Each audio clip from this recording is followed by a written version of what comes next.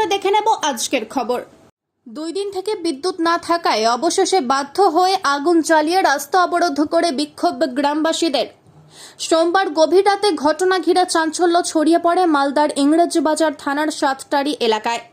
এলাকাবাসীদের অভিযোগ, বিদ্যুৎ না থাকায় বর্তমানে এই হাঁসফাঁস গরমে বাড়িতে রোগী এবং বাচ্চা নিয়ে ঘুমোতে অসুবিধা হয়। তার উপর 2 দিন ধরেই বিদ্যুৎ সংকট। তাদের আরও অভিযোগ, স্থানীয় জনপ্রতিনিধি থেকে শুরু করে বিদ্যুৎ দপ্তরে একাধিকবার অভিযোগ জানিয়েও কোনো লাভ না হওয়ায় অবশেষে বাধ্য হয়ে পথ অবরোধ করে বিক্ষোভ দেখান তারা। পরে ঘটনার খবর পেয়ে ঘটনাস্থলে ছুটে আসে ইংরেজবাজার থানার অন্তর্গত মিল্কি ফাঁড়ি পুলিশের অফিসার ইনচার্জ মৃণাল চ্যাটার্জির নেতৃত্বে বিশাল পুলিশ বাহিনী। ঘটনাস্থলে স্থানীয়দের সাথে কথা বলে সমস্যার সমাধানের আশ্বাস দেন পুলিশ কর্তারা। এরপর পুলিশি আশ্বাসে পথ অবরোধ তুলে নেন গ্রামবাসীরা। বলবেন আমাদের কি অসুবিধা আছে? কারেন্টে গরমে ঘুমাতে পারি না যে। কখন থেকে লাইন নাই? কখন থেকে কারেন্ট নাই আপনাদের? কখন থেকে কারেন্ট নাই? 4টা থেকে নাই। কখন থেকে লাইন নাই আপনাদের কারেন্ট? 4টা থেকেই কারেন্ট নাই। আপনারা কি চাইছেন এখন? আমরা চাইছি যে এরকম আমাদের কারেন্টটা লাগিয়ে দিক, বাস। আর কোনো আপত্তি নাই। এখন কি অসুবিধা হচ্ছে আপনাদের? অসুবিধা গরম আছে তো অসুবিধা নাই। ওই এসি দেখছেন নাকি? আপনি ওই বাচ্চাটা করে দেখে সারাদিন ঘুমাতে পাইনি ওই বাচ্চাটাকে, কি অবস্থা হবে ওটা বাচ্চাকে? এসি দেখছেন ওই সবটা বাচ্চার মাগুলা কোলে নিয়ে বসে আছে আর হাওয়া করছে। ক ঘন্টা হাত চলবে আপনার? তারের পাখাতে ক ঘন্টা হাত চলবে আপনি বলেন? নদিয়ার কল্যাণী বিধানসভার গয়েশপুর 245 নম্বর বুথে কেন্দ্রীয় বাহিনীর লাঠিচার্জের অভিযোগ তৃণমূল কংগ্রেস কর্মী সমর্থকদের। পরবর্তীতে পুলিশকে ঘিরে বিক্ষোভ দেখাতে শুরু করে তৃণমূল কর্মী সমর্থকেরা। তাদের অভিযোগ, তারা এলাকাতেই বসেছিলেন তখন একজন পুলিশ আধিকারিক এবং বেশ কিছু কেন্দ্রীয় বাহিনীর জওয়ান তাদের উপর অতর্কিত হামলা চালায় এবং লাঠিচার্জ করে, এমনটাই অভিযোগ তৃণমূলের। ঘটনায় আহত হয়েছেন বেশ কয়েকজন তৃণমূল কংগ্রেস কর্মী, যদিও পরে অভিযোগ তুলে নেন তৃণমূলের কর্মী সমর্থকেরা। এখানে কত নম্বর বুথ এটা?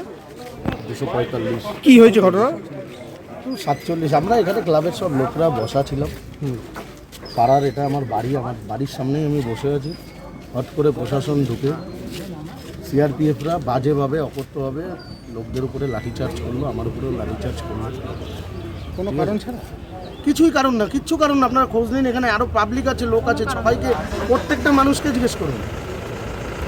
আর যেই সব ভাষায় সিআরপিএফ কথা বলছে, যেসব ভাষা এখানে ইউজ করছে, যেভাবে নির্মমভাবে লাঠিচার্জ করলো সাধারণ মানুষ। ভোট তো শান্তিপূর্ণভাবে হচ্ছে একদম। আপনারা মিডিয়া সবাই দেখুন না, আপনারা মিডিয়ারা আছেন তো।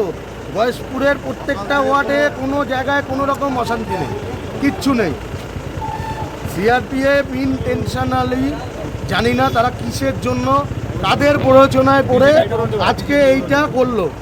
বহরমপুরের সাংবাদিকদের মুখোমুখি প্রদেশ কংগ্রেস সভাপতি অধীর রঞ্জন চৌধুরী।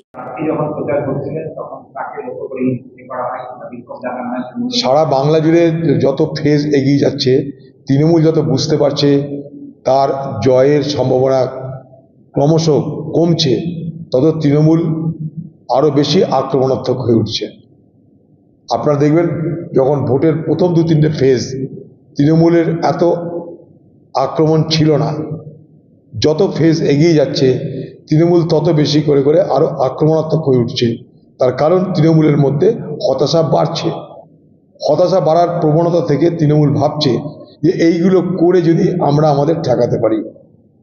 অতএব এটার যেমন একটা দিক এইটা যে তৃণমূল হতাশা বাড়ছে, আরেকটা দিক হচ্ছে এইটা যে পশ্চিমবঙ্গে কংগ্রেস বাম তৃতীয় শক্তি হিসাবে খুব জোর কদমে এগিয়ে চলেছে।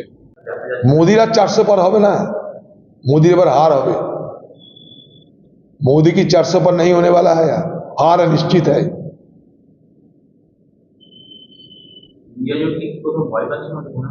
কে ভয় তো পাচ্ছে, তার জন্য প্রতিদিন ইন্ডিয়া জোটের বিরুদ্ধে গালাগালি দিচ্ছে। ইন্ডিয়া জোটকে মোদি ভয় পাচ্ছে মানে আতঙ্কগ্রস্ত মোদি না ইন্ডিয়া জোটের সামনে নিয়ে। তাই ইন্ডিয়া জোট ছাড়া তার তো কোনো আক্রমণের লক্ষ্য নেই, শুধু ইন্ডিয়া জোট। তার চীন নিয়ে কোনো আলোচনা নেই, চীন দেশকে দখল করেছে তা নিয়ে কোনো তার বিরোধিতা নেই, দেশের অর্থনীতি 12টা বেড়ে যাচ্ছে তা নিয়ে তার কোনো আলোচনা নেই, দেশে বেকার বাড়ছে তা নিয়ে কোনো আলোচনা নেই। খালি কংগ্রেস আর ইন্ডিয়া জোট।